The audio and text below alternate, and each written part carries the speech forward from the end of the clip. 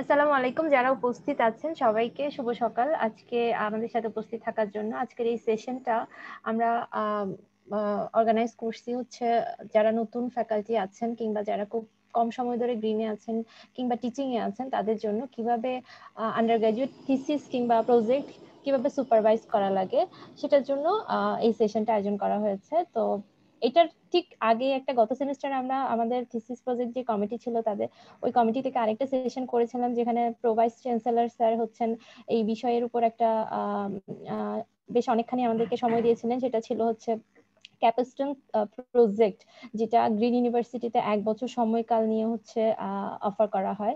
তো কিভাবে কি বুঝায় ক্যাপাস্টন প্রজেক্ট দিয়ে উনি বেশ ডিটেলস একটা আলোচনা করেছিলেন।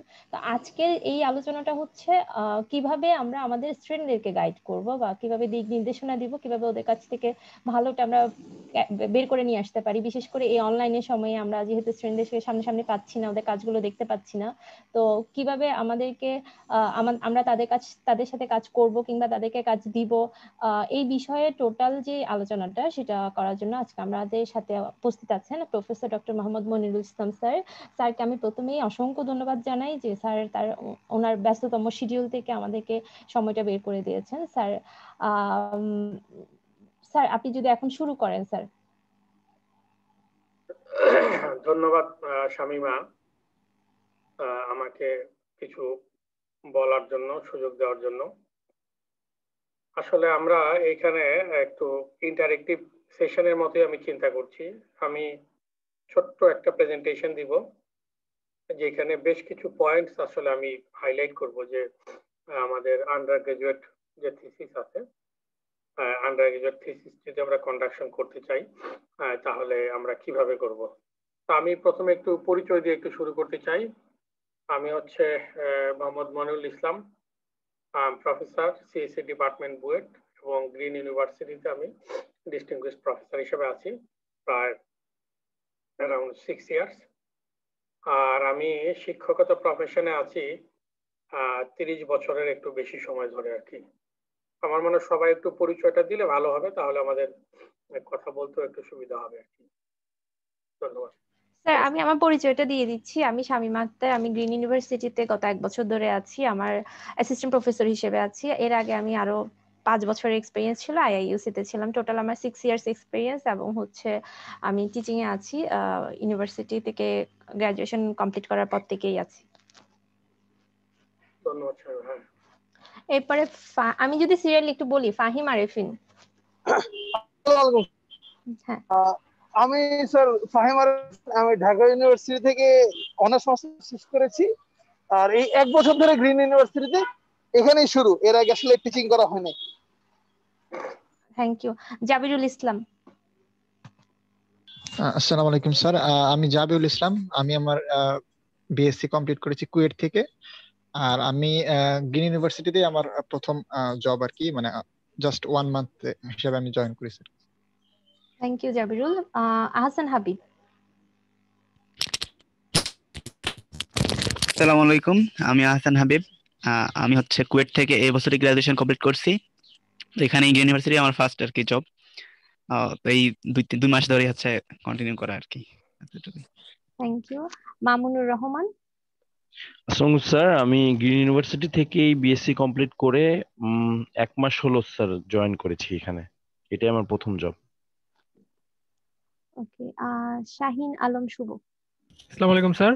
স্যার আমি শাহিন আলম শুভ। স্যার আমি ঢাকা ইউনিভার্সিটি থেকে গ্রাজুয়েশন করেছি স্যার এই বছরই। আর এখানে স্যার এই সেমিস্টারে জয়েন করছি গ্রিন ইউনিভার্সিটি লেকচার হিসেবে। পলাশ রয়।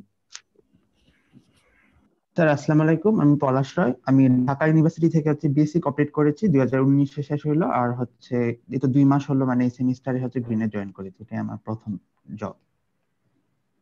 সুলতানা উম্মে হাবিবা। আসসালামু আলাইকুম, আমি কুয়েট থেকে গ্রাজুয়েশন কমপ্লিট করেছি। বর্তমানে আমি মাস্টার্স প্রোগ্রামে আছি বুয়েটে। টিচিং এ গ্রিন ইউনিভার্সিটি আমার 1.5 বছর। আচ্ছা, উৎস দাস। নমস্কার, আমি উৎস দাস। আমি ব্যাচেলর ডিগ্রি কমপ্লিট করছি রাজশাহী প্রকৌশল বিশ্ববিদ্যালয় থেকে, আর গ্রিন ইউনিভার্সিটিতে জয়েন করছি ফল 19 এ। Thank you. শামিমা আপনি একটু ওই স্ক্রিন শেয়ারটা বন্ধ করেন, তাহলে আমি ছোট প্রেজেন্টেশনটা আমি শেয়ার করতে পারবো।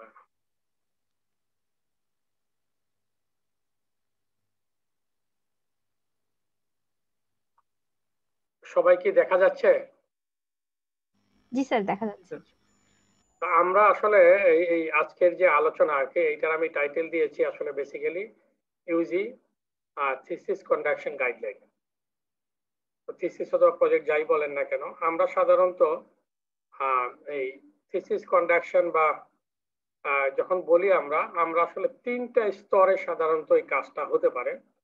একটা হতে পারে যে আমাদের আন্ডার গ্রাজুয়েট লেভেলে, যেটা নিয়ে আসলে আজকে আমাদের আলোচনার বিষয়।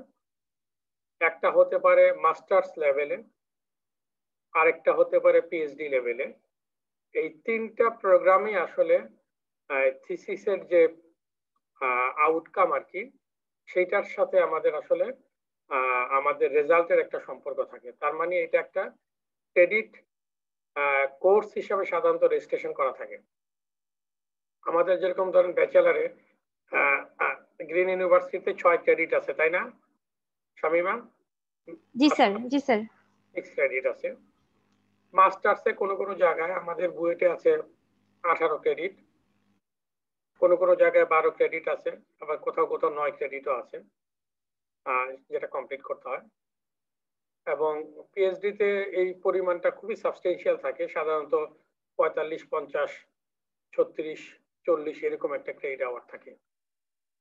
তো যেহেতু এই 3টা জায়গাতে মানে আমাদের অডিয়েন্স যারা মানে যারা আসলে বেসিক স্টেক হোল্ডার, যাদের সাথে কাজ করতে হয়, সেটা ডিফারেন্ট। মাস্টার্সের ক্ষেত্রে স্টুডেন্টের পরিমাণটা থাকে যে স্টুডেন্টের কোয়ালিটিটা থাকে যে তার ব্যাচেলার ডিগ্রি কমপ্লিট করা থাকে, এবং ব্যাচেলারে সে রিসার্চের সাথে কিছুটা তার পরিচয় থাকে। পিএইচডি তে গেলে যে স্টুডেন্টগুলিকে আমরা সাধারণত পাই, সেই স্টুডেন্টগুলি আরেকটু ম্যাচিউর ইন দ্য সেন্স যে সে ব্যাচেলার এবং মাস্টার্স করেছে, সে রিসার্চের বেসিক জিনিসপত্রগুলি সম্পর্কে তার জানা আছে। তো আন্ডার গ্রাজুয়েটেড থিসিস কন্ডাকশন করা বা আন্ডার গ্রাজুয়েট থিসিস গাইড করা, এটা আসলে যথেষ্টই, আমি বলবো যে যথেষ্টই একটা কষ্টসাধ্য এবং চ্যালেঞ্জিং কাজ। এই কারণে এটা হচ্ছে যে আমাদের একদম মানে শিশুকে এই মানে তাকে লেখা এবং পড়া শেখানোর মতো। যখন সে আসলে কিছুই বলতে পারে না ঠিক মতো, কিছু লিখতে পারে না ঠিক মতো, তাকে আসলে আস্তে আস্তে অক্ষর জ্ঞান দেওয়া এবং তাকে আসলে আস্তে আস্তে লিখতে এবং পড়তে শেখানো। তো এই জন্য আন্ডার গ্রাজুয়েটেড থিসিস কন্ডাকশন করার জন্য একটা সবচেয়ে বড় যে পয়েন্টটা বা সবচেয়ে বড় যে জায়গাটা আমাদের লাগে, সেই জায়গায় এজ এ সুপারভাইজার, আমি আজকে যে কথাগুলি বলছি, এই কথাগুলি বলতেছি যে আমি একজন সুপারভাইজার হিসেবে আসলে আমার কি কাজ করণীয়, সেই দিক থেকে আমরা বলছি, নট এজ এ স্টুডেন্ট। আর আমি এটাকে বলেছি যে এটা একটা গাইডলাইন, এইটা এরকম আসলে স্ট্রিনজেন্ট কোনো রোল না যে এইটা মেনটেন করতে হবে, এটা মেনটেন করাটাই সবচেয়ে ভালো বা এইটাই সবচেয়ে ভালো একটা রুলস। এটা আমি বলেছি যে এটা একটা গাইডলাইনের মতো। তো আমরা এখন তাহলে দেখি যে এই গাইডলাইনের ভিতরে আসলে কি কি আছে। তো গাইডলাইনের ভিতরে আমি শুরুতে বলছি যে আমরা যে কাজটা স্টুডেন্টদের দিয়ে করাতে চাই, যেটাকে আমি একটা রিসার্চ প্রজেক্ট বলেছি বা থিসিস বলি, যাই বলি না কেন, এইটাকে ফর্মুলেট করা এবং এই রিসার্চটা যদি কমপ্লিট করা হয় তাহলে কি কি প্রশ্নের উত্তর পাওয়া যাবে আসলে, সেই জিনিসটা আসলে স্টুডেন্টদের সাথে আসলে একটু পরিচয় করিয়ে দেওয়া। তা আমি যেটা বলছিলাম যে এই কাজটা আমরা অ্যাডভাইজার হিসাবে আমি বলছি যে from the perspective of the Green University and from the perspective of the audience also. তো সাধারণত রিসার্চ প্রজেক্টকে ফর্মুলেট করা এবং এই রিসার্চ কন্ডাকশনের মাধ্যমে বা এই রিসার্চটা কমপ্লিট করার মাধ্যমে কি ধরনের প্রশ্নের আমরা বা কি ধরনের কোয়েরির অ্যান্সার দিতে পারবো, সেটা যদি মাস্টার্স এবং পিএইচডি লেভেলে হয় তাহলে এই কাজটা আসলে মোস্টলি আসলে স্টুডেন্টই করে থাকে। যেহেতু পিএইচডির ক্ষেত্রে আসলে বেসিক্যালি এই জায়গাটাতে একজন ছাত্র প্রায় 6 মাস থেকে 1 বছর সময় এই জায়গাটাতেই ব্যয় করে, কিভাবে আসলে রিসার্চ প্রজেক্টটাকে ফর্মুলেট করবে, কি কি প্রশ্নের অ্যান্সার সে আসলে এই রিসার্চ থেকে সে চাইবে, সেই জিনিসটাকে আসলে ধরা। তো আমাদের আন্ডার গ্রাজুয়েট লেভেলে সাধারণত আমরা 6 মাস সাধারণত থাকে, এখন ক্যাপস্টোন প্রজেক্টের কারণে হয়তো এটা 1 বছর হবে। এই সময়টা আসলে স্টুডেন্টের অন্যান্য যে সমস্ত কোর্স কারিকুলামের যে সমস্ত অংশ আছে সেগুলির সাথে তার একটা থিসিসটা একটা পার্ট হিসেবে সে করে। তো আমরা গ্রিন বিশ্ববিদ্যালয়ের ভিতরে আমরা আসলে একটা জায়গাতে ছাত্রদেরকে একটা কমফোর্ট জোন দেওয়ার চেষ্টা করেছি, যে আমাদের লাস্ট 2 সেমিস্টারে আমরা স্টুডেন্টদের ওয়ার্ক লোডটা একটু কম রেখেছি, যাতে সে একটু বেশি সময় আসলে থিসিসে আসলে দিতে পারে। স্টিল যেহেতু স্টুডেন্টটা আন্ডার গ্রাজুয়েট এবং আমাদের বিশ্ববিদ্যালয়ের স্টুডেন্টদের যে আমরা যে ইনটেকটা পাই, যে স্টুডেন্টগুলি আসলে এখানে অ্যাডমিশন নেয়, তাদের কথা বিবেচনা করে আমার কাছে যেটা মনে হয়েছে যে এই জায়গাতে আসলে অ্যাডভাইজার হিসাবে বা থিসিস সুপারভাইজার হিসাবে একটা বড় রোল আসলে সুপারভাইজারকে প্লে করতে হবে, যে উনি স্টুডেন্টকে দিয়ে কি কাজ করাবেন, মানে এইটাকে একটু ফর্মুলেট করা এবং কি কি রিসার্চের কোশ্চেন আসলে অ্যান্সার উনি করতে পারবেন এই রিসার্চটা কন্ডাকশন করার জন্য এইটাতে এই জিনিসটা আসলে অ্যাডভাইজার আসলে ডিসাইড করে দেওয়া। যদি স্টুডেন্টের কন্ডিশনটা ভালো হয় তাহলে সেই ক্ষেত্রে হয়তো স্টুডেন্টের সাথে এটা শেয়ার করা যাইতে পারে। স্টুডেন্ট কিছু হয়তো আরেকটু দেখে টেকে আরেকটু যোগ বিয়োগ করার জন্য হয়তো সুপারভাইজারের সাথে কনসাল্ট করে প্রপোজ করতে পারে। তো এই অংশটা আমি বলবো যে থিসিসের জন্য সবচেয়ে একটা গুরুত্বপূর্ণ পার্ট। তো এখন প্রশ্ন হচ্ছে যে এই ফর্মুলেটটা আসলে অ্যাজ এ অ্যাডভাইজার আমি কিভাবে করব। আমাকে তো যেহেতু আমি বলেছি যে এটা অ্যাডভাইজার ফর্মুলেট করাটা ভালো হবে বা অ্যাডভাইজারের ইনপুটটা এখানে বেশি থাকবে, তাহলে অ্যাডভাইজার আসলে এই কাজটা কিভাবে করবে সেই পয়েন্টটা নিশ্চয়ই এখন আমাদের মানে মাথায় আসছে।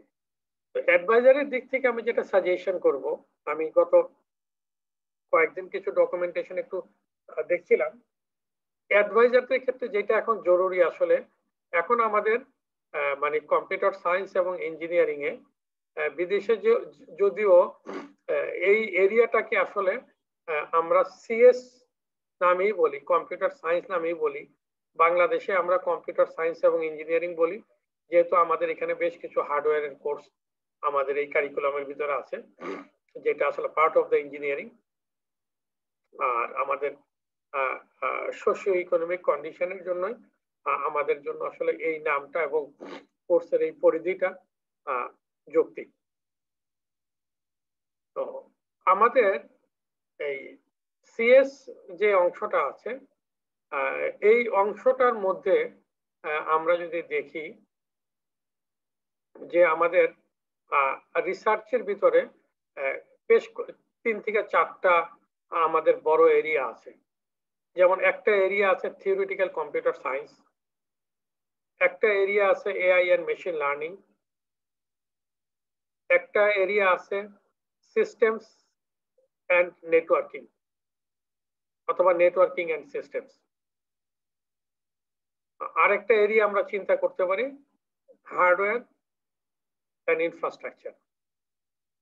এই 4টা।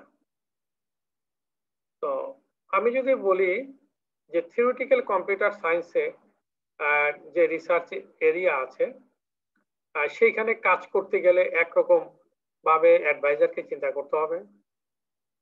যদি এআই এবং মেশিন লার্নিং এই ট্র্যাকে যদি কোনো স্টুডেন্টকে আমরা কাজ করাতে চাই, তাহলে সেই বিষয়টার জন্য টিচারের কনসিডারেশনটা একরকম হবে।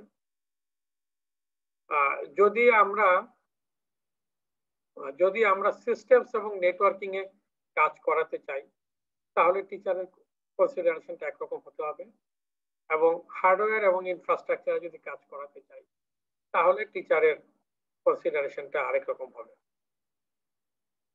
আমি এখানে আজকের এই আলোচনাতে আমি আসলে যেহেতু আমাদের এক একজন যারা থিসিসের সুপারভাইজার বা অ্যাডভাইজার হবেন, ওনারা এক এক এরিয়াতে ডেফিনেটলি কাজ করতে চাইবেন বা কাজ করবেন, তো সেই অংশটাকে আমি অনার করে বা সেই অংশটাকে আমি কমন করে আমি যে কথাগুলি এখানে বলবো এইটা হয়তো মোর অর লেস সবার জন্যই অ্যাপ্লিকেবল হবে।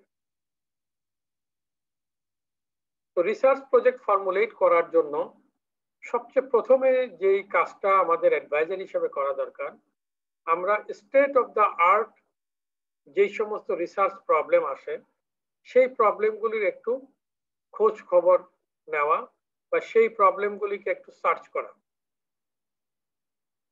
যেমন আমি যদি থিওরিটিক্যাল কম্পিউটার সায়েন্স বলি, তাহলে থিওরিটিক্যাল কম্পিউটার সায়েন্সে বর্তমানে কি কি প্রবলেম নিয়ে বিভিন্ন জায়গায় পৃথিবীর বিভিন্ন প্রান্তরে লোকজন চিন্তা ভাবনা করছে, সেইটা অ্যাজ এ অ্যাডভাইজার আমি একটু আসলে সার্চ করা।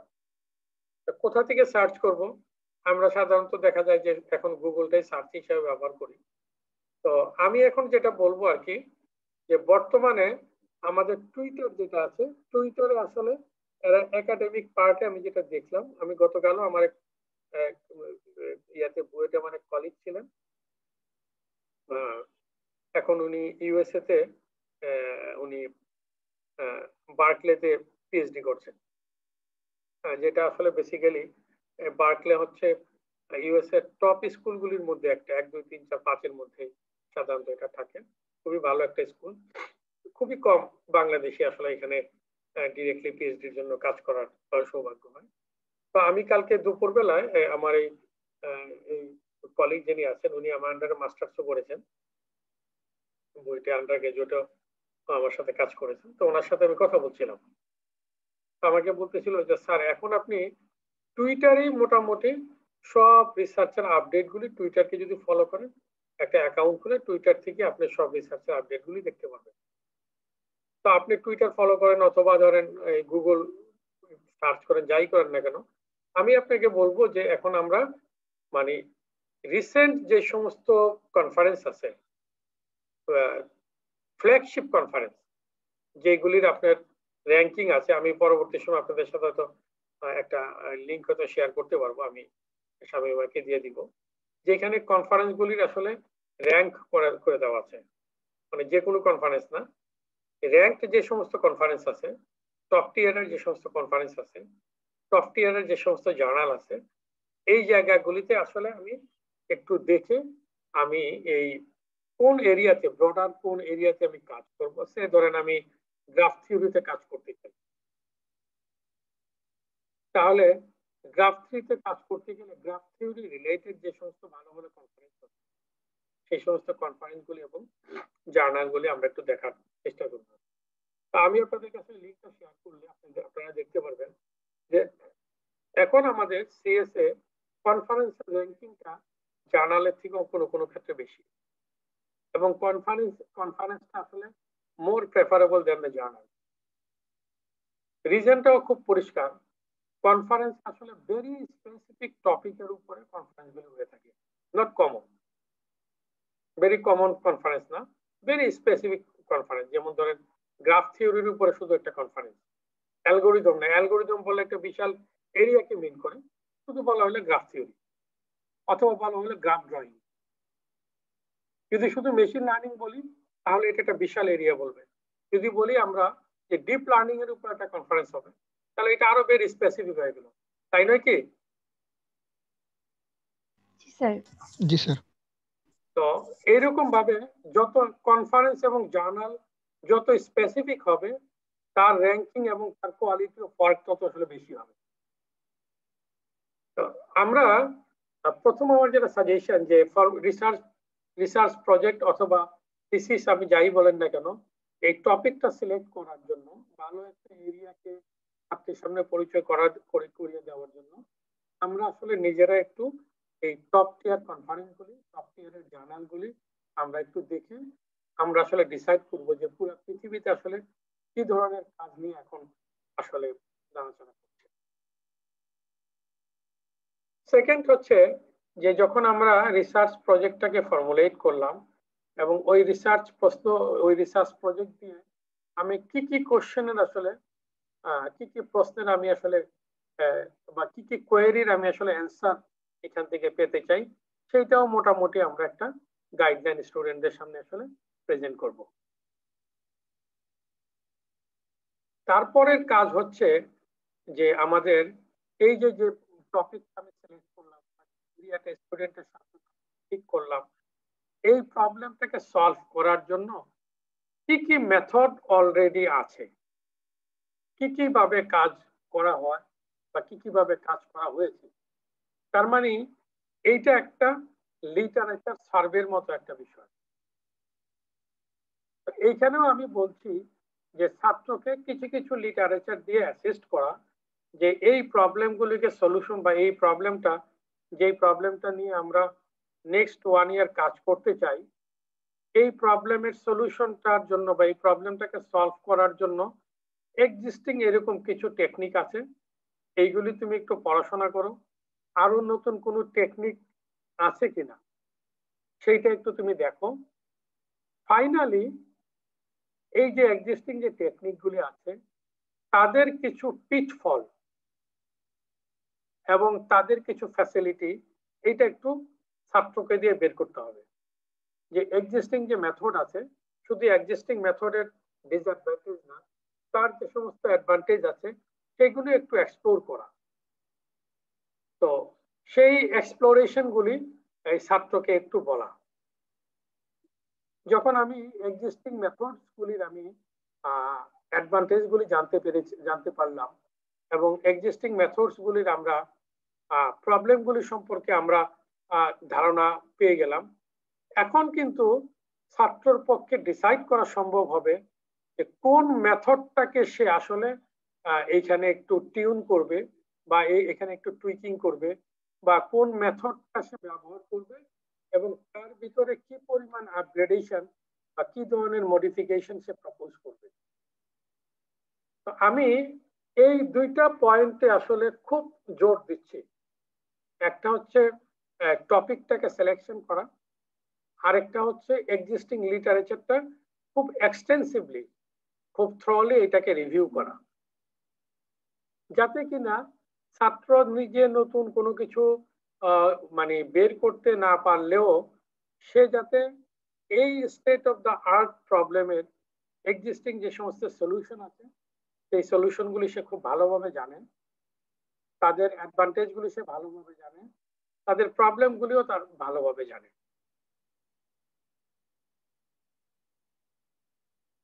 নাম্বার 3 হচ্ছে, আমি যেটা বলবো যে নাম্বার 3 হচ্ছে যে ছাত্রকে আসলে যেই এরিয়াতে সে কাজ করতেছে এই এরিয়ার ভিতরে রিসার্চ কমিউনিটির সাথে তাকে একটু পরিচয় করিয়ে দেওয়া। যেমন ধরেন কোনো একটা জায়গাতে কোনো একটা পার্টিকুলার জিনিসের উপর খুব ভালো কাজ হয়, এরা আসলে এই রিসার্চ কমিউনিটিতে এরা আসলে আমি বলবো যে অনেকটা লিডারের মতো। যেমন ধরেন ওয়েকার একটা মেশিন লার্নিং টুল আছে, তাই না? স্যার ওয়েকার স্যার, হ্যাঁ, একটা মেশিন লার্নিং টুল আছে ওয়েকার। ওয়েকার মেশিন লার্নিং টুলটা একটা রিসার্চ গ্রুপ আসলে তৈরি করে এটা ওপেন সোর্স হিসাবে বা আপনার মানে ফ্রি ভার্সন হিসাবে সবাইকে ব্যবহার করতে দিচ্ছে। এরা বিভিন্ন সময় বিভিন্ন রকমের আপগ্রেডেশন প্রপোজ করে এবং বিভিন্ন সময় এরা ওয়েকার কিছু পিটফল সম্পর্কেও এরা এদের সাইটে আসলে কিছু আপডেট তথ্য দেয়। এখন আমরা অন্যান্য জায়গায় দেখতে পারি, কিন্তু যারা এটা প্রপোজ করেছেন এবং যারা কন্টিনিউয়াসলি এটা আপডেট করতেছেন তাদেরকে আমি বলতেছি যে তারা এই জায়গাতে আসলে অনেকটা লিডারের মতো ভূমিকা পালন করছে। আমি সেজন্য বলছি যে আমাদের থার্ড পয়েন্ট হবে যে আমরা যারা এই কমিউনিটির ভিতরে যারা বেশি কন্ট্রিবিউট করতেছে এই পার্টিকুলার এরিয়াতে, যে এরিয়াতে আমার স্টুডেন্ট কাজ করতেছে তার সাথে তাদেরকে একটু পরিচয় করিয়ে দেওয়া, তাদের ওয়েবসাইট গুলিকে ছাত্রদেরকে একটু এনকারেজ করা যে এই ওয়েবসাইট গুলি, এই প্রফেসরের ওয়েবসাইট গুলি বা এই পোস্টডকের কাজগুলি তোমরা রীতিমতো দেখবা, প্রতি সপ্তাহে একবার এগুলিকে ভিজিট করে দেখবা যে কোনো জায়গাতে ওনাদের নতুন কিছু আসছে কিনা, তাদের কোনো টক আছে কিনা, যে টকগুলির মানে মানে ইউটিউবে দেওয়া আছে কিনা, এই জাতীয় জিনিসগুলো একটু পরিচয় করিয়ে দেওয়া। আর ফোর্থ পয়েন্ট আমি যেটা বলছি যে ছাত্র যে রিসার্চ করলো এই রিসার্চের রেজাল্টটা এখন একটু ইভালুয়েট করে দেখা, যে আমরা যে প্রবলেমটা ফর্মুলেট করেছিলাম এবং যে রিসার্চ কোশ্চেন গুলি আমরা তৈরি করেছিলাম, প্রিপেয়ার করেছিলাম। এখন এই রিসার্চ করার পরে আমাদের অবজেক্টিভের কি কি জিনিস আসলে আমরা অ্যাচিভ করতে পেরেছি, এটাকে আমি বলছি ইভালুয়েশন করা। এবং এই কাজগুলি করার সময় আমাদেরকে একটা জিনিস খেয়াল রাখতে হবে যে আমাদের গ্রিন ইউনিভার্সিটির যে রিকোয়ারমেন্ট আছে এবং গ্রিন ইউনিভার্সিটির যে গাইডলাইন আছে, যেমন ধরেন আমাদের একটা থিসিস লেখার জন্য একটা টেমপ্লেট দেওয়া আছে, যে থিসিসের এরকম একটা টেমপ্লেট, ভিতরে ছাত্র থিসিসের বিভিন্ন সেকশনগুলি, বিভিন্ন চ্যাপ্টারগুলি লিখবে। এইটা একটা রিকোয়ারমেন্টের ভিতরে আমাদের আছে। আমাদের রিকোয়ারমেন্টের ভিতরে একটা আছে যে ছাত্র একটা প্রেজেন্টেশন দিবে এবং যদি ডেমনস্ট্রেশন করার মতো কিছু থাকে সেটা প্রেজেন্টেশনের সময় কিছুটা ডেমনস্ট্রেশন করে দেখাতে পারে। এই জিনিসগুলি তাদেরকে ইয়ে করা।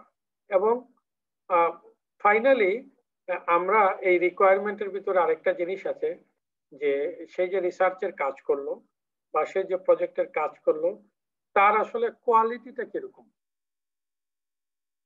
একটা হচ্ছে কোয়ান্টিটি, মেজার অফ কোয়ান্টিটি, কি পরিমাণ কাজ করলো। আরেকটা হচ্ছে ওই কাজের কোয়ালিটিটা কিরকম। আমাদের স্টুডেন্টের উপরে কোয়ালিটির উপর বেসিস করে, আমাদের ফ্যাসিলিটিজের উপর বেসিস করে এই জায়গার রিকোয়ারমেন্টটা আমরা দেখব যে এই রিকোয়ারমেন্টটা ছাত্র এনশিওর করছে কিনা। আমরা রিকোয়ারমেন্টটা যদি খুব হাই সেট করি তাহলে ছাত্রের জন্য এটা একটা ডিসকারেজিং এবং ডিমোটিভেটিং ফ্যাক্টর হবে। অনেক সময় সাধারণত এটা বলে থাকে যে আমরা ভালো দলের সাথে যদি খেলি তাহলে খেলার উন্নতি হবে। একইভাবে কিছু কিছু মানে এক্সপার্টের ওপিনিয়ন হচ্ছে তুমি সবসময় যদি খুব ভালো দলের সাথে খেলো তাহলে দেখা যাবে যে তুমি তোমার ডিমোটিভেটেড হতে পারো। তুমি মনে করতে পারো এই জিনিসটা যে তোমাকে দিয়ে আসলে এটা হবে। যেমন ধরেন খুব একটা ভালো দল, ফ্রান্স, জার্মানি, তারপরে ইতালি, তারপরে ব্রাজিল, আর্জেন্টিনা, এই সমস্ত দলের সাথে বাংলাদেশ ফুটবল টিম সবসময় ম্যাচ। স্যার আপনার আওয়াজ কতক্ষণ পর পর ছোট হয়ে যাচ্ছে, শোনা যাচ্ছে না। তাহলে এটা সম্ভবত নেটওয়ার্কের কোনো প্রবলেম হতে পারে আর কি। হ্যাঁ, এখন শোনা যাচ্ছে? জি স্যার, এখন শোনা যাচ্ছে। তা আমি যেটা বলছি যে সবসময় টার্গেটটা যদি অনেক উপরে সেট করি তাতে ছাত্র যখন দেখবে যে ওই টার্গেটের কাছাকাছিও সে যেতে পারছে না, তো তার জন্য এটা একটা ডিমোটিভেটিং ফ্যাক্টর হতে পারে। তো এই জন্য আমরা স্টুডেন্টের কোয়ালিটি এবং তার কাজের প্রোগ্রেস দেখে আমরা তার জন্য যে গোলটা আমরা সেট করেছিলাম শুরুতে, যে রিসার্চ কোশ্চেনের অ্যান্সার তাকে দেওয়ার জন্য আমরা ঠিক করেছিলাম, এই জায়গাটা আসলে টাইম টু টাইম আমাদের একটু অ্যাডজাস্ট করতে হবে based on the progress made by the student. তা না হলে তার ভিতরে একটা ডিসকারেজিং ফ্যাক্টর কাজ করতে পারে।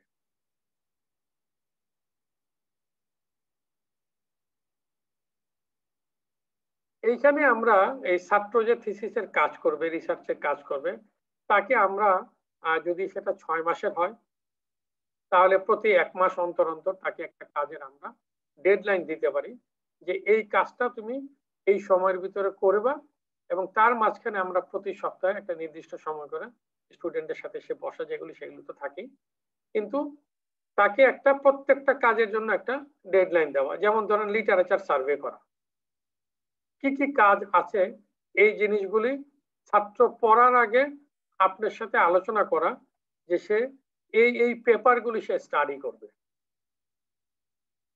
এইটার জন্য একটা ডেডলাইন সেট করা যে কতগুলি পেপার বা কোন কোন রিসার্চ আর্টিকেলগুলি আমরা পড়ব, এইগুলি কালেকশন করা, তাদের সফট কপিগুলি বা তাদের হার্ড কপিগুলি বা হোয়াট এভার দ্য থিংস। এইটার জন্য আপনি একটা ডেডলাইন সেট করলেন যে সে আমরা 15 দিনের ভিতরে আমরা এই কাজটা শেষ করব, যে কি কি আর্টিকেল আমরা পড়ব এইটাকে আমরা সিলেক্ট করা। তারপরের কাজ হচ্ছে আর্টিকেল গুলি পড়া, এইটার জন্য আমরা আরেকটা ডেডলাইন সেট করব। সুতরাং তাকে একটা লম্বা ডেডলাইন আমি দিয়ে রাখলাম এবং লম্বা ডেডলাইনের পরে গিয়ে দেখলাম যে সে আসলে তার জন্য যে গ্রাউন্ডের যে কাজগুলি করা সেই কাজগুলি আসলে হয়নি। তো সেই কারণে ডেডলাইনগুলি ছোট ছোট ডেডলাইন দেওয়া এবং কাজেরও ছোট ছোট আসলে ভাগ করে দেওয়া।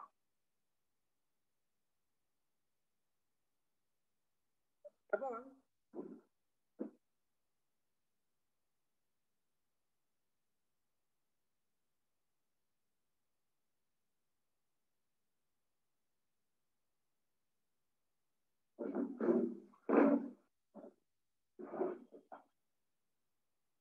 সরি এবং আমরা ছাত্রকে কিছু ফিডব্যাকে দেওয়া, তার এই যে কাজগুলি যখন সে এই বিভিন্ন ডেডলাইনে যখন তার কাজ উপস্থাপন করবে, তো সেই কাজে তাকে একটু ফিডব্যাকও দেওয়া। তো আমি যেটা আপনাদেরকে রিকোয়েস্ট করব যে প্রত্যেকটা ডেডলাইনের সময় ছাত্রকে একটা ছোট একটা প্রেজেন্টেশন তৈরি করতে হবে। যখনই একটা ডেডলাইন আসবে, যেমন ধরেন ছাত্রকে আমরা বললাম যে তুমি কি কি পেপার আমরা স্টাডি করব, আপনি তো কিছু দিয়ে দিবেন। আমি যেটা এই যে শুরুতে যে পয়েন্টটাকে বলছিলাম যে decide what methods of research to use, এইটার আন্ডারে আপনি কিছু তাকে দিয়ে দিবেন যে এই পেপারগুলো তোমাকে পড়তে হবে। ছাত্র কিছু খুঁজে বের করলো, এখন এই লিস্টটাকে সে একটা লিস্ট আকারে আপনার কাছে একটা প্রেজেন্টেশনে উপস্থাপন করলো।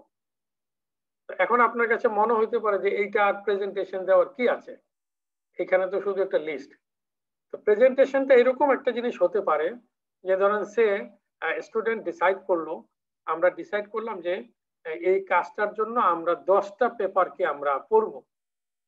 এই 10টা পেপারকে আসলে আপনি বিভিন্ন গ্রুপে হয়তো ভাগ করলেন যে এই পেপারগুলির ভিতরে এক্সপেরিমেন্টাল পার্টটা খুব স্ট্রং আছে, এই পেপারগুলির ভিতরে থিওরিটিক্যাল পার্টটা খুব স্ট্রং আছে, এবং এই পেপারটা আসলে একদম বেসিক পেপার, যেই পেপারটা একদম সবার আগে পড়তে হবে। তো এই জিনিসটা আসলে প্রথমে তাকে উপস্থাপন করা, মানে সে শুধু লিস্টটা কালেক্ট করা না, লিস্টটাকে একটু নাড়াচাড়া করে দেখে সে আসলে একটা প্রায়োরিটি সেট করবে যে কোনটার পরে আসলে কোনটাকে সে স্টাডি করবে। এই জন্য আমি বলছি যে যত ছোট কাজই হোক না কেন, প্রত্যেকটা ছোট কাজ সে ফর্মালি তাকে একটা প্রেজেন্টেশন তৈরি করে একটা প্রেজেন্টেশনের মধ্যে নিয়ে আসা। এবং এই প্রেজেন্টেশন সেশনটা আমি বলবো যে আপনার আন্ডারে যদি 3টা গ্রুপ বা 4টা গ্রুপ থাকে, এই 4টা গ্রুপের জন্য কমন একটা আয়োজন করা, যাতে একটা স্টুডেন্ট গ্রুপ বা একজন স্টুডেন্ট যখন প্রেজেন্ট করবে, আপনার সাথে যারা কাজ করছে অন্যরা যাতে এটা একটু শুনতে পারে এবং দেখতে পারে, এবং কারো কোনো ফিডব্যাক বা কমেন্ট থাকলে ওনারা যাতে করতে পারে, এইটা একটু করা। তারপরের যে পয়েন্টটাকে আমি এখানে আলোচনা করতে চাই যে স্টুডেন্ট যদি কাজ করতে যায় যে সমস্ত প্রবলেম ফেস করবে, সেইগুলি as a adviser, as a supervisor, মানে we should assist them to overcome those problems. আর ফাইনালি হচ্ছে এই রিসার্চ করার পরে এই রিসার্চটাকে তার কেরিয়ারের নেক্সট স্টেপ আমি বলছি যে তার কেরিয়ার জন্য এবং ফার্দার স্টাডির জন্য কিভাবে ব্যবহার করতে পারে, সেইটার একটা গাইডলাইন বা সেটার জন্য একটা ডিসকাশন বা আলোচনা একটু থাকা আর কি। তো আমার মোটামুটি আলোচনা আমি যদি দেখি যে প্রায় আমাদের 36 মিনিট চলে গেছে, তো আমরা আসলে বেসিক্যালি 24-25 বলবো। তো আমি এই 25 মিনিট সময় আসলে রেখেছি, আমি খুব ছোট করে প্রেজেন্টেশনটা তৈরি করেছি যাতে আমরা একটু ইন্টারেক্টিভ সেশন হয়, যাতে আমরা ডিসকাশন করতে পারি। তো আপনাদের সবাইকে ধন্যবাদ জানাচ্ছি আপনাদের পেশেন্স হিয়ারিং এর জন্য। এখন যদি কারো কোনো প্রশ্ন থাকে কোনো জায়গাতে, সেইগুলি আমরা একটু ডিসকাস করতে পারি। ধন্যবাদ। আচ্ছা, ধন্যবাদ স্যার। আপনাদের যদি কারো কোয়েশ্চেন থাকে স্যারের সাথে আমরা কথা বলতেই পারি। আমরা কিছু জন আছি এখানে, পার্টিসিপেন্ট লিস্টে দেখতেছি 14 জন আছি। তো স্যার খুব সুন্দরভাবে সবকিছু তুলে ধরেছেন, তারপরেও আমাদের অনেক সময় অনেক কিছু জানার থাকে, বিশেষ করে একেবারে নতুন যারা, তারা যদি কোনো কোয়েশ্চেন থাকে করতে পারেন স্যারের কাছে।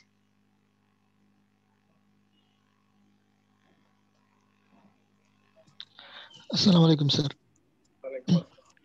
স্যার মানে আমার একটু জানার ছিল যে অনেক সময় আমাদেরকে এরকম হইতে পারে যে স্টুডেন্টকে গাইড দিতে গেলে মানে নিজের অনেক কিছু জানা দরকার হইতে পারে, বা আমি ওখানে প্রবলেম ফেস করতে পারি। তো এই সমস্ত বিষয়গুলোকে আমি কিভাবে হ্যান্ডেল করব? মানে যেহেতু আমি হচ্ছে মানে প্রত্যেকটা এরিয়া যদি আমি বলি যে মেশিন লার্নিং বা এআই অনেক মানে বড়, তো এই ক্ষেত্রে মানে সব জিনিস বা অনেক কিছু আমার জানা না থাকতে পারে। তো স্টুডেন্টদের গাইড দেওয়ার ক্ষেত্রে অনেক নতুনত্ব বিষয়গুলো আমার সামনে আসতে পারে। তো এই ক্ষেত্রে আমি কিভাবে গাইডলাইন পেতে পারি যাতে আমিও নিজেকে ইমপ্রুভ করতে পারি বা ঠিকভাবে গাইডলাইন দিতে পারি? ধন্যবাদ। এটা আসলে রিসার্চের ক্ষেত্রে এটা আশাটা মানে নবীনদের জন্য তো ডেফিনেটলি এটা আশাটা খুব মানে স্বাভাবিক, বা আমি অস্বাভাবিক বলছি না। ইভেন যারা অনেক সিনিয়র রিসার্চার দীর্ঘ সময় ধরে কাজ করেছেন, ওনাদের জন্য এটা আসলে একটা কমন ফেনোমেনা যে কাজ করতে গিয়ে একটা জায়গাতে আসলে প্রবলেম হচ্ছে কিন্তু সলভ হচ্ছে না, সলিউশন হচ্ছে না। তো সেই ক্ষেত্রে আমি বলবো যে গ্রিন বিশ্ববিদ্যালয়ে আমাদের যারা সিনিয়র ফ্যাকাল্টি মেম্বার আছেন, আমাদের প্রত্যেকেরই কিছু রিসার্চ এরিয়া আছে। যেমন ধরেন আমি machine learning, AI, data mining এই জাতীয় জায়গাগুলোতে কাজ করি। যারা এই সমস্ত জায়গাগুলোতে কাজ করবে, তো অ্যাডভাইজাররা আমাদের সাথে ডেফিনেটলি এই জাতীয় বিষয়গুলি নিয়ে কথা বলতে পারেন। আমাদের প্রভিসি মহোদয় উনি সিস্টেমস এবং নেটওয়ার্কিং এ কাজ করেন, তো এই জায়গাতে আসলে ওনার সাথে কথা বলা যেতে পারে। আমাদের প্রফেসর জাহিদ আছেন, তারপরে আরো দুইজন সিনিয়র মেম্বার আমাদের আছেন, তো ওনাদের সাথে আপনারা কথা বলতে পারেন। তবে সবচেয়ে ভালো হবে যদি আপনি পার্টিকুলার এরিয়ার ওনাদের যারা যে এরিয়াতে, আমি বলবো আর কি, যারা যে এরিয়াতে এক্সপিরিয়েন্স এবং এক্সপার্টাইজ আছে ওনাদের সাথে ওই বিষয়গুলিকে শেয়ার করা। যেমন ধরেন আমার কাছে যদি কেউ সিস্টেমস এবং নেটওয়ার্ক আলোচনা করে, তো আমি তাকে আসলে খুব ইনসাইটফুল কিছু আসলে বলতে পারবো না, যেহেতু এটা আমার রিসার্চ ডোমেইনের ভিতরে পড়ে না। আমি যেটা বলবো সেটা খুব জেনারেল হয়ে যেতে পারে। তো এই কারণে ওই জিনিসটাও দেখা। তো যেই জন্য আমি বলেছিলাম যে formulate research project and question, এইটা এই জন্য আমি বলছিলাম যে খুবই একটা ইম্পর্টেন্ট। আমি আমার অ্যাভেলেবল রিসোর্স যেগুলি আছে সেইগুলির দিকে একটু খেয়াল করা। আমি এমন একটা প্রজেক্টের কথা চিন্তা করলাম যার জন্য হিউজ পরিমাণ হার্ডওয়্যার সাপোর্ট লাগবে, যেটা আমাদের বিশ্ববিদ্যালয় হয়তো নাই, এই মুহূর্তে দিতে পারছে না বা এই মুহূর্তে দিতে পারবে না। তো সিমিলারলি আমি ফিউচারের কথা যদি চিন্তা করি, যে ফিউচারে আমার এই প্রবলেমগুলো আসবেই, তো এই প্রবলেমগুলো আসলে আমি হেল্প কোথা থেকে পেতে পারি। একটা হতে পারে যে আমাদের গ্রিন বিশ্ববিদ্যালয়ে আমাদের গ্রিন পরিবারের ভিতরে যারা আছে তাদের সাথে ডিসকাস করা, স্পেসিফিকলি সিনিয়র ফ্যাকাল্টি মেম্বারদের সাথে। আবার কখনো কখনো হতে পারে যে আমি যে বিশ্ববিদ্যালয়ে পড়াশোনা করে আসছি সেখানে আমার যে স্যাররা আছে যাদের সাথে আমি কাজ করেছি, যদি এটা ওনাদের সাথে ম্যাচ করে ওনাদের সাথে আমি কথা বলতে পারি। ইন্টারনেটে যদি ওই রিলেটেড কোনো টিউটোরিয়াল থাকে সেইগুলি আমি দেখতে পারি। তো এইভাবে আসলে আমার দিক থেকে আমি হয়তো জিনিসটাকে ক্লিয়ার করতে পারি। জি জি স্যার, ধন্যবাদ স্যার। আর কারো কি কোনো কোয়েশ্চেন আছে, মানে কিংবা কোনো কিছু ফেস করছেন যারা এতদিন আছেন, অভিজ্ঞতাগুলো যদি শেয়ার করতেন নতুনদের জন্য, তাহলেও স্যারও কিছু মতামত রাখতে পারতেন যে কাজ করতে গিয়ে যদি কোনো কিছু ফেস করে থাকি আমরা যারা গত 1-1.5 বছর 2 বছর ধরে আছি। স্যার আমার একটা কোশ্চেন আছে sir. G G please sir এখানে স্যার আপনার নামটা একটু কাইন্ডলি বলেন। স্যার আমি পলাশ রায়। স্যার এখানে যেমন আপনি স্যার একটা মানে পয়েন্ট একটা বলছিলেন, যেমন হচ্ছে ফর্মুলেট দেওয়া হচ্ছে বা প্রপোজাল বা রিসার্চ কোশ্চেন। তো এক্ষেত্রে যেমন স্যার একটা স্টুডেন্টের ধরেন আমি টপিকটা ঠিক করে দিলাম, তুমি এই ফিল্ডে কাজ করো। এখন স্যার ওই ফিল্ডে ধরেন স্যার প্রবলেমও সে বের করলো। এখন স্যার প্রবলেম বের করার পর প্রবলেমটা কিভাবে ফর্মুলেশন করা লাগবে সেটা কি স্যার মানে স্টুডেন্ট নিজে শুরু করবে না, মানে পুরোপুরি ফর্মুলেশনটা থেকে আমি হেল্প করব, নাকি বেসিক্যালি স্টুডেন্ট করে আনবে এরপর হচ্ছে আমি এটাকে হচ্ছে ইভালুয়েট করবো তারটা কি সঠিক পথে আগাইছে কিনা, এরকম কি অ্যাপ্রোচটা হওয়া উচিত না স্যার? আমি আসলে এখানে যেটা আপনারা বলছিলাম যে আমরা সাধারণত আমাদের এই জায়গাতে এবং বিদেশেও আমরা যে সমস্ত জায়গাতে কাজ করেছি, আমি কিছু সময় আসলে টোকিও ইউনিভার্সিটির ভিজিটিং প্রফেসর ছিলাম, প্রায় 4-5টা বিশ্ববিদ্যালয়ের জাপানের। তো সাধারণত যেটা হয় এর সাথে আসলে আমাদের লেভেলটার একটা জড়িত আছে। লেভেলটা বলতে আমি এই কারণে বলছি যে আন্ডার গ্রাজুয়েট লেভেলে আসলে ছাত্র শুধু শিখবে আর কি, কারণ যেহেতু এই লেভেলে এসে ছাত্রকে আসলে পরিচয় করিয়ে দেওয়া রিসার্চের কাছে। তো এই ক্ষেত্রে আমি যেটা বলবো আর কি, যে আমাদের ছাত্রদের যে আছে মানে quality of the students and the time they used to spend for the education, সেটা বিবেচনা করলে আমি বলবো যে আমাদের ছাত্রদের জন্য এটা একটু ডিফিকাল্ট হবে যে তাকে নিজে ফর্মুলেট করতে হলে। আমরা একটা ফর্মুলেশন, একটা মোটামুটি একটা ফর্মুলেশন আসলে তার জন্য চিন্তা করে রাখতে হবে। সেটা তাকে দিয়ে আমি বের করে নিয়ে আসি, অথবা আমি তার সাথে এটা শেয়ার করি। কারণ এই অংশটার জন্য আমাদের, যেরকম আমি বললাম, যে পিএইচডি তে এইটার জন্য মোর অর লেস প্রায় এক বছর সময় ব্যয় করে। ইউএসএ তে এটা 1 বছরের বেশি সময় ব্যয় করে। তো সেইখানে আমাদের টোটাল ধরেন থিসিসের মধ্যে আমাদের ছাত্ররা পাবে হচ্ছে 6 মাস থেকে 1 বছর। ক্যাপস্টোন প্রজেক্ট হলে মনে হয় 1 বছর, আর এমনি নর্মাল থিসিস যখন আমরা করাতাম তখন 2 সেমিস্টার থাকবে। তো আমার মনে হয় যে এইখানে মানে অ্যাডভাইজারের একটা বড় আসলে নোশন থাকতে হবে যে সে প্রবলেমটাকে আগেই নিজে ফর্মুলেট করে রাখছে কিছুটা, এবং কি করতে চায় সেটা মোটামুটি সে আগে থেকে একটা ফিক্স আপ করে রাখছে। তারপরে ছাত্রের সাথে ওইটা নিয়ে আলোচনা শুরু করে ইয়ে করা। আচ্ছা স্যার, থ্যাংক ইউ স্যার। আসসালামু আলাইকুম স্যার, আমি আহসান হাবিব স্যার।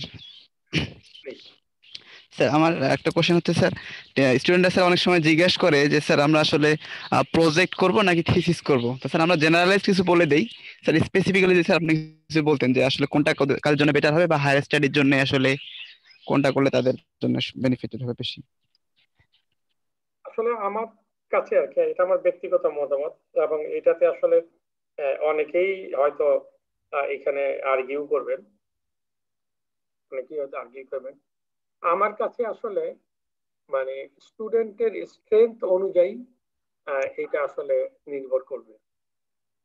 এবং স্ট্রেংথ বলতে আমি যেটা মিন করছি যে ছাত্রের যে জায়গাতে স্ট্রেংথ আছে, ধরেন কেউ আছে সে কোনো কিছু বানাতে খুব এক্সপার্ট এবং এক্সপেরিয়েন্স, এই ছাত্রের রেজাল্টও খুব ভালো, ধরেন তার সিজিপিএ হচ্ছে 3.9। তো আমি বলবো যে যদিও তার সিজিপিএ 3.9, কিন্তু তার স্ট্রেংথের জায়গা হচ্ছে সে কোনো কিছু বানাতে সে খুব এক্সপার্ট। এখন তাকে ধরেন আমি থিসিসে তাকে সাজেস্ট করলাম, কিন্তু আমার কাছে যেটা মনে হয় যে সে যদি প্রজেক্টও করে, প্রজেক্টের ভিতরেও আসলে অনেক চ্যালেঞ্জিং প্রবলেম যদি সে সলভ করে, এবং প্রজেক্টটা যদি আমি ফাইনালি তার ডকুমেন্টেশনটা যদি ওইভাবে করি, তাহলে এইটাও তার আসলে হায়ার স্টাডিতে তাকে সাজেস্ট করতে পারে। যেমন ধরেন আমাদের এই কনফারেন্স গুলিতে একটা ট্র্যাক থাকে সাধারণত ইন্ডাস্ট্রিয়াল অ্যাপ্লিকেশন, যে আমরা যে কাজগুলি করতে সেই কাজগুলির ভিতরে কিছু কিছু কাজ আছে যে আইডিয়াগুলি ইন্ডাস্ট্রিয়াল প্রবলেম সলভের জন্য মানে ব্যবহার করা যেতে পারে, ইন্ডাস্ট্রি অ্যাপ্লিকেশন। তো সেই জন্য আমি বলছি যে ধরেন প্রজেক্ট করলেও এইটা তার জন্য আসলে খুব বেশি ম্যাটার করবে না। তবে একটা জিনিস যেটা আছে, যে ধরেন একজন স্টুডেন্ট তার লেখালেখিতে খুব দুর্বলতা আছে, তো তার জন্য থিসিস করতে গেলে আমাদের যেটা লাগে, থিসিস করতে গেলে তার documentation in addition to the other part, তাকে ডকুমেন্টেশনও একটু ভালো স্কিল হইতে হয়, কারণ থিসিসের ভিতরে অনেক বেশি লেখা থাকে, অনেক বেশি লিখতে হয়। তো এই জায়গাটায় যদি কারো দুর্বলতা থাকে, এবং এই ছাত্র আসলে ভবিষ্যতে এখন যে অবস্থায় আছে তাকে হায়ার স্টাডিজে করতে যাওয়ার মতো তার সুযোগ হয়তো খুব কম, ধরেন তার সিজিপিএ 2.9 2.8 এইরকম, বা 3 কাছাকাছি, বা 3 সামথিং, যেই ছাত্র ধরেন মানে হায়ার স্টাডিজে যাওয়ার সম্ভাবনা কম। তো সেই ছাত্রের জন্য আপনি প্রজেক্টটাকে এমন ভাবে সিলেক্ট করা যে রেডিলি সে পাস করার পরে যাতে ওই প্রজেক্ট রিলেটেড কাজকর্ম দিয়ে তার চাকরিতে কিছু অ্যাসিস্ট্যান্স হয়। আমি কি আপনার প্রশ্নের উত্তরটা দিতে পেরেছি? জি sir, thank you sir.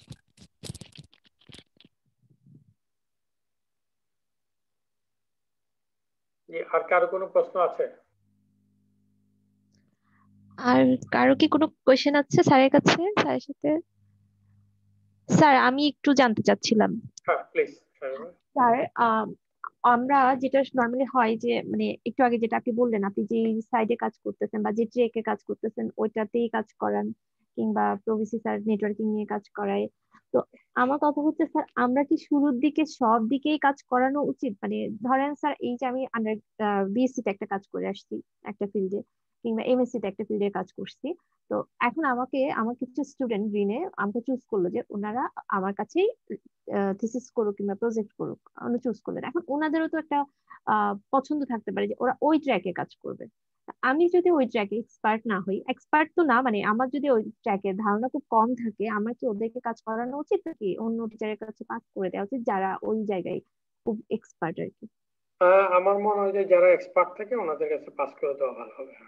R sir মানে একই ট্র্যাকে থাকাটা কতটা মানে উচিত? মানে আমি সব দিকে কাজ না করাই আমি একটা দিকেই কাজ করানো উচিত যে স্টুডেন্টদেরকে? এটার অবশ্য এখন একটা তো ধরেন আমি আপনাদেরকে এই কথাটা একটু অন্যভাবে বলি, আপনারা মানে ডোন্ট টেক ইট আদারওয়েজ। এখন আপনার দেখলেও বুঝতে পারবেন। এখন অনেকে আছে ধরেন, অনেক রিসার্চার আছেন, তারা হয়তো ধরেন বিভিন্ন ট্র্যাকে কাজ করেন জি স্যার। একসাথে। আমি যদি ইউএস এর দিকে তাকাই বা অন্যান্য জায়গার দিকে তাকাই, ইউরোপের ভালো ভালো স্কুলগুলির দিকে তাকাই, বা আমি প্যাসিফিক রিজিয়নের দিকে যদি তাকাই, অস্ট্রেলিয়া, তারপরে জাপান, তারপরে সিঙ্গাপুর, ওনাদের প্রফেসরদেরকে আমি যদি দেখি, ওনারা অনেকে আছে যে ওনাদের ট্র্যাকটাকে চেঞ্জ করছেন। ধরেন আগে থিওরিটিক্যাল কম্পিউটার সায়েন্সে কাজ করতেন, এখন সিস্টেম সিকিউরিটিতে কাজ করেন। কিন্তু সিস্টেম সিকিউরিটিতে কাজ করেন, থিওরিটিক্যাল কম্পিউটার সায়েন্সেও কাজ করেন, আবার মেশিন লার্নিংও কাজ করেন। এরকমটা দেখা যায় না বললেই চলে, মানে আমার নজরে আসে নাই। মানে আপনি আপনার ট্র্যাকটা চেঞ্জ করতে পারেন সময়ের কারণে, প্রয়োজনের কারণে। আপনার কাছে মনে হচ্ছে যে এই নতুন এরিয়াতে অপরচুনিটি এবং বেশি আছে, চ্যালেঞ্জ বেশি আছে, আমি এই চ্যালেঞ্জিং জায়গাতে কাজ করতে চাই। কিন্তু একই সাথে 3-4টা ট্র্যাকে কাজ করা, এটা মনে হয় খুব একটা গুড অপশন না আর কি। Thank you sir. স্যার এটাই আসলে মানে অনেক সময় দেখা যায় সবাই আপনারা দেখছেন মনে এখন এই যে গুগল স্কলার যে আছে বা বিভিন্ন ইন্ডেক্সিং যেগুলি আছে, যে সমস্ত ফ্যাক্টর ব্যবহার করে, আমরা যখন ধরেন মানে ছোট ছিলাম, বয়স কম ছিল, কাজ করা শুরু করেছি ধরেন 80-র শেষ দশকে, 80-র শেষ দিকে, মানে 90 দশকের শুরুর দিকে, তখন একটা কনফারেন্স পেপার বা একটা রিসার্চ পেপার হলে খুব আলোড়ন হইতো। এখন দেখা যায় যে ধরেন অনেকগুলি পেপার আন্ডার গ্রাজুয়েট ব্যাচেলার করলো, অনেক পেপার নিয়ে এসে হাজির হলো, কিন্তু আপনি যদি পেপারের ভিতরে যান তাহলে দেখবেন যে কন্টেন্টটা আসলে অতটা রিচ না। যখন আপনি আসলে ওই যে যেটা আমি বলছিলাম যে সবসময় যদি আপনি ছোট দলগুলির সাথে খেলেন, আপনার উইকনেস কিন্তু আপনি খুঁজে পাবেন না। কারণ আপনাকে যদি কেউ চ্যালেঞ্জ জানাতে না পারে, তাহলে কিন্তু আপনার ইমপ্রুভমেন্ট হবে না। আপনার ইমপ্রুভমেন্টের জন্য বা আমাদের ইমপ্রুভমেন্টের জন্য আমাকে আসলে একটা চ্যালেঞ্জের সামনে পড়তে হবে, তাহলে ইমপ্রুভমেন্টের সুযোগ। আপনি এমন দলের সাথে ম্যাচ খেলেন, সবসময় 4-5 গোল দেন আপনি, অথবা ক্রিকেটের কথা যদি বলি 400, 450, 350 এরকম রান করেন, তা আপনি সবসময় জানবেন যে আপনি খুবই ভালো। তো এই জায়গাটার জন্য আমি যেটা বলছিলাম, এই জায়গার জন্য যদি আপনি দেখেন, অনেকগুলি ফ্যাক্টর কিন্তু এখন নিয়ে আসছে, ইম্প্যাক্ট ফ্যাক্টর, হাই ইন্ডেক্স, লো ইন্ডেক্স, বিভিন্ন রকমের জিনিসপত্র কিন্তু ব্যবহার করে, তাই না? জি জি স্যার। এটার কারণ কিন্তু একটাই, কারণ এখন এত পরিমাণ অনলাইনের ফ্যাসিলিটি এবং অন্যান্য কারণে এত পরিমাণ মানুষ রিসার্চের সাথে ইনভলভ, এখন কোয়ালিটি রিসার্চ কোনটা আর কি এইটাকে মেজার করাটা খুব জরুরি। আগে কিন্তু আমরা যখন কাজ শুরু করছি 90-এর দশকে এইসব একটা ইন্ডেক্সও ছিল না, নট এ সিঙ্গেল ইন্ডেক্স, কোনো ইন্ডেক্স কিছু ছিল না, ডিবিএলপি টেবিএলপি কোনো কিছু ছিল না। তো এখন যদিও প্রচুর মানুষ ইয়ে করছে, কাজ করছে, প্রচুর রিসার্চ করছে, কিন্তু যখন আপনি ইন্টারন্যাশনাল এরিনাতে যাবেন, ভালো কমিউনিটিতে যাবেন, সে কিন্তু মেজার করবে আপনার quality, not in terms of the quantity. হ্যাঁ, কোয়ান্টিটিটা দরকার, কোয়ান্টিটিটা একটা সার্টেন লেভেল পর্যন্ত দরকার, কিন্তু এইটার পিছনে খুব বেশি না দৌড়িয়ে কোয়ালিটি অফ ওয়ার্কের পিছনে আসলে বেশি মনোনিবেশ করাই ভালো। তা না হলে আপনি যদি ওই মানে আমরা সাধারণত যদি একটু বাংলায় বলি যে একটু আপনি গোল পোস্টটা যদি নিচের দিকে সেট করেন তাহলে আপনি উপরের দিকে আসলে বল পাঠাতে পারেন, সবসময় নিচের দিক দিয়ে বল মারতে হবে, এটা আপনার একটা অভ্যাসে পরিণত হবে, তখন আপনি চ্যালেঞ্জিং সিচুয়েশন গুলি ফেস করতে পারবেন। আমি এই ক্ষেত্রে একটা উদাহরণ দেই। সাধারণত এটা সিভিল ইঞ্জিনিয়ারিং এর, আপনারা বিল্ডিং এর ছাদ ঢালাই করতে দেখেন? জি জি স্যার, দেখেছি। তো দেখবেন যে ছাদ যখন ঢালাই করে, এই ছাদ ঢালাই করার জন্য ঝুলন্ত অবস্থায় ছাদ ঢালাই করে এবং তার নিচে ফাঁকা ফাঁকা করে সাপোর্ট দেওয়া থাকে। জি স্যার। এইটার কারণ কিন্তু একটাই, যেই ছাদটা আপনি ঢালাই করলেন তাকে আলটিমেটলি ঝুলে থাকতে হবে এবং তাকে সেলফ সাস্টেইনেবল হতে হবে। তো এই কারণে তাকে ওই তৈরি করার সময় তাকে ফাঁকা ফাঁকা সাপোর্ট দিয়ে, যেহেতু সে খুব ইনফ্যান্ট থাকে, তার বয়স খুব কম থাকে, নবীন থাকে, সেই জন্য তাকে সাপোর্ট দেয়, কিন্তু ফাঁকা ফাঁকা ভাবে তারপরে সাপোর্ট দেয়, কিছু জায়গা ফাঁকা তারপরে আবার একটা সাপোর্ট দিল, কিছু জায়গা ফাঁকা তারপর যাতে সে ফাইনালি ঝুলে থাকতে পারে। তো সুতরাং চ্যালেঞ্জিং কাজ না করলে চ্যালেঞ্জকে গ্রহণ করার যে মানসিকতা বা চ্যালেঞ্জকে জয় করার যে মানে আমি বলবো যে উদ্যম, স্পৃহা, যেটা এটা আসলে ডেভেলপ করবে না। ধন্যবাদ। থ্যাংক ইউ স্যার, বুঝতে পারছেন বিষয়টা স্যার। অনেক ধন্যবাদ স্যার আমাদেরকে সময় দেওয়ার জন্য। আর আর কারো যদি কোনো কোয়েশ্চেন না থাকে স্যার, আমরা শেষ করতে পারি মনে হয়। সবাইকে ধন্যবাদ এই সেশনে অংশগ্রহণ করার জন্য। মানে উইশ ইউ গুড লাক। যদি প্রয়োজন হয় আমরা পরবর্তী সময় তো আবার কোনো বিষয় যদি থাকে আমরা আলোচনা করতে পারবো। ধন্যবাদ সবাই। আসসালামু আলাইকুম। আসসালামু আলাইকুম স্যার। ওয়ালাইকুম আসসালাম।